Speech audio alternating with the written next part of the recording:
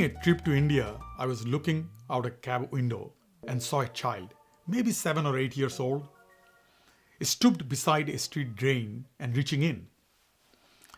I asked my cab driver what the child is doing. He told me to just look the other way and ignore the child.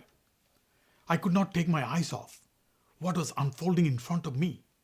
This was not just some child playing in the dirt, it was more.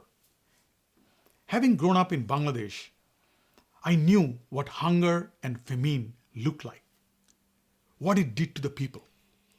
So I asked my driver again what was going on. And again, he told me to ignore the scene. At that point, I told my driver to stop and I exited the cab. When I walked up to the child and asked what he was doing, he told me he was searching for the food. When I asked him what he would do with the food he found, he told me he would wash it and then eat.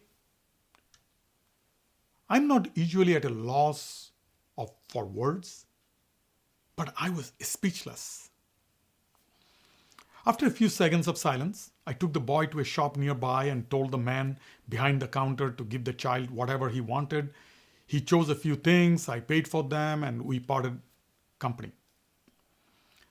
I know that my action would not make a huge difference in that child's life, but my thoughtfulness may have been enough to influence that child's outlook, to know someone cared about him.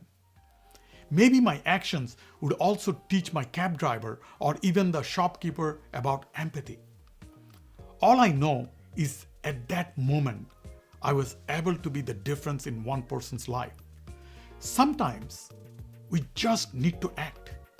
We need to be thoughtful and act when something we see is not right.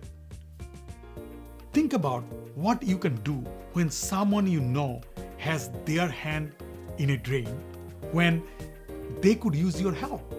Even the smallest of gestures can have a lasting impact.